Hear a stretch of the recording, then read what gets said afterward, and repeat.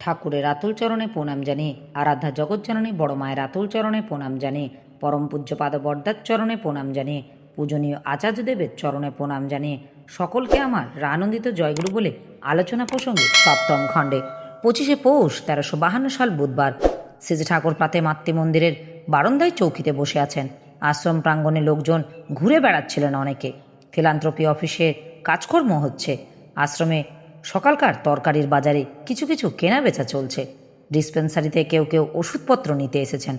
কলতলায় জল তোলা হচ্ছে। কেষ্টদার বাড়িতে আলাপ আলোচনা চলছে। নিবৃত নিবাসের পাশে ইট কাঠ জড়ো করা হচ্ছে বাড়ি তৈরির জন্য। কারখানা ও অন্য সব জায়গাও কাজকর্ম চলছে। আশ্রমময় একটা শান্ত কর্মস্রোত বয়ে চলেছে। এরই মাঝে শোনা যাচ্ছে গ্রাম্য পরিবেশে পাখির কুজন, গৃহপালিত জীবজন্তুর বিচিত্র আনন্দ কল্লোল। সম্মুখে বিরাট প্রান্তর ও আশ্রমভূমি যেন মাধুর্যমগ্ন হয়ে আছে চিরমধুকে বক্ষে ধারণ করে। স্পেন্সার দা ও হাউসার ম্যানদাকে এখন কি করবেন? যতীন দা সেই বিষয়ে শ্রী ঠাকুরের সঙ্গে আলোচনা করছিলেন। শ্রী ঠাকুর, ওদের যেসব লেখা দিয়েছি সেগুলি যদি সম্পাদন না করে তবে শুধু মনে মনে বুঝলে হবে না, প্রয়োগ না করলে প্রজ্ঞা হয় না। ওদের অনেক সম্পদই আছে, খাটালে হয়।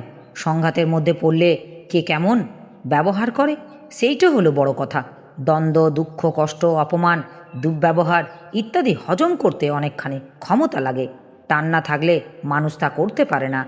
কাজের প্রথম কথা হলো সে কিছুতেই ছিটকে পড়বে না। যত প্রতিকূল অবস্থায় আসুক না কেন তাকে নিয়ন্ত্রণ করে অনুকূল করে তুলতে চেষ্টা করবে। তার ভিতর দিয়েই মানুষ বেড়ে ওঠে। সব রকম অবস্থার মধ্যে পড়ে যে নিজেকে ইষ্টানুকূল নিয়ন্ত্রণ করে চলতে শেখে সেই জানে কেমন করে মানুষকে ওই পথে চালাতে হয়। আর কাজ মানেই তো ওই। এরপর লিমিটেড কোম্পানি সম্বন্ধে কথা উঠল।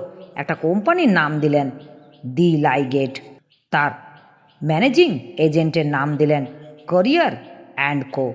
কাগজের নাম দিলেন ওরাকেল। যতীনদা এই সম্বন্ধে প্রধানত দায়ী থাকবেন এমনতর অভিমত ব্যক্ত করলেন। আর একটা কোম্পানির নাম দিলেন দ্য নিউ এরা পায়োনিয়ার্স লিমিটেড। ম্যানেজিং এজেন্টেরও নাম দিলেন দি হোলি মেসেঞ্জারার্স কো। এবং বীরেন্দার উপর এর পরিচালনার ভার থাকলে ভালো হয় বলে ইচ্ছা প্রকাশ করলেন। এরপর শ্রীসদা ও বঙ্কিমদার সঙ্গে শেষে বড় মা দালান এবং নিভৃত নিবাস গঠন সম্বন্ধে আলোচনা হলো। যেই কাজ করুক সবসময় তীক্ষ্ণ নজর রাখতে বললেন। আমার এই আলোচনা প্রসঙ্গে কিছু ভুল ত্রুটি হয়ে থাকলে আপনারা আমায় ক্ষমা করবেন। উপস্থিত দাদা, ভাই, বোন, মায়েদের আমার আনন্দিত জয় গুরু।